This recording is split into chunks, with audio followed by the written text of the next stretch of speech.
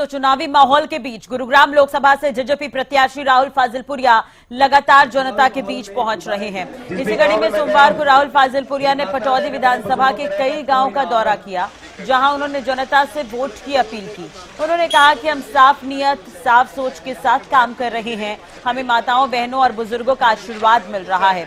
उन्होंने विपक्ष पर निशाना साधते हुए कहा कि आजादी के पहले भी हमारे पास मूलभूत सुविधाएं नहीं थी और आज भी नहीं है। बीजेपी कांग्रेस के समय काम नहीं हुआ, इन्होंने तो आज तक जनता के लिए आवाज भी नहीं उठाई।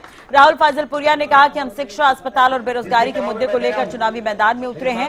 इस दौरान उन्होंने गुरुग्राम से बीजेपी प्रत्याशी राव इंद्रजीत सिंह से खुद की टक्कर के सवाल पर कहा कि मैं काम की टक्कर मानता हूं। इतना ही नहीं, उन्होंने कहा कि हमने इन्हें इनके महल से निकालकर इनका घमंड तोड़ने का काम किया है। अब ये जनता के बीच जाकर वोट मांग रहे हैं। भारी से भारी संख्या में मेरी माताएं आ रही है, मेरे पिता समान बुजुर्ग आ रहे हैं, बड़े बुजुर्ग आ रहे हैं, आशीर्वाद दे रहे हैं।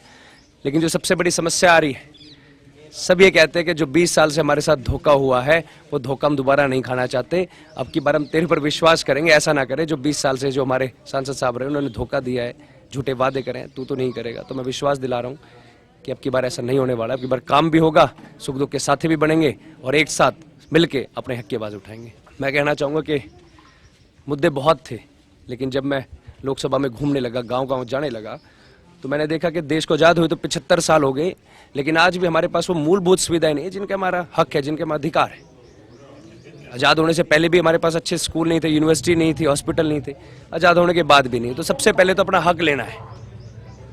हर गांव के अंदर ऐसे स्कूल होने चाहिए कि गांव का बच्चा गांव में पढ़े, गवर्नमेंट स्कूल में पढ़े, प्राइवेट स्कूल में क्यों जाए। दूसरा, हम हॉस्पिटल पे काम करेंगे, ऐसे गवर्नमेंट हॉस्पिटल बनाएंगे कि प्राइवेट हॉस्पिटलों को ताला लगाना पड़ेगा। तीसरा, जो हमारे युवा साथी हैं जो आज के टाइम में बेरोजगार हैं, उनके रोजगार के लिए, यूनिवर्सिटीज के लिए अनाउंसमेंट होती है, योजनाएं आती हैं, पर कोई यूनिवर्सिटी आज तक बनी नहीं है, खाली पत्थर है। तो सबसे पहले ये 3 काम मेरे लिए इंपॉर्टेंट है। देखो, टक्कर किसी से मानता है नहीं, मैं तो काम की टक्कर मानता हूँ। अगर टक्कर देखनी है तो काम करके देखेंगे कौन ज्यादा कर सकता है। टक्कर तो अब की बार जनता ने देनी है। जिसने काम किया होगा उसको आशीर्वाद मिलेगा, जिसने नहीं करा होगा उसको दुआ सलाम। जो हमारे आदरणीय रहे वो कांग्रेस से भी रह के गए हैं, बीजेपी से रह के गए हैं, लेकिन काम किसी भी पार्टी के समय भी नहीं हुआ। नेता एक ही थे, क्योंकि आज तक उन्होंने आवाज ही नहीं उठाई। उनको लगा ही नहीं कि जनता के लिए आवाज उठानी चाहिए, क्योंकि वो हर चीज से सेटिस्फाई, क्योंकि उनके पास वो हर चीज है जो उन्हें चाहिए। उन्होंने कभी भी जनता के बारे में नहीं सोचा। एक राजा रजवाड़ा परिवार से है, बहुत बड़ा परिवार है, राजा है वो, लेकिन प्रजा के बारे में उन्होंने कभी भी ध्यान नहीं दिया। कह रहा हूँ, जो हम मेहनत कर रहे हैं वो एक बदलाव के लिए कर रहे हैं, और बदलाव आने लगा है। मेरे युवा साथियों की आंधी चलने लगी, इनकी मेहनत भी रंग ला रही है। हमने सबसे पहले तो वो घमंड चूर करना था जो उनके ये वहम था कि मैं महल से नहीं निकलूंगा और चुनाव जीत जाऊँ। हमने उनको उनके महल से निकाला है, जनता के बीच में लाने का काम किया है। और अब तो वो कई जगह जाके इस तरीके से वोट मांग रहे हैं कि अब की बार जिता दो, लास्ट है।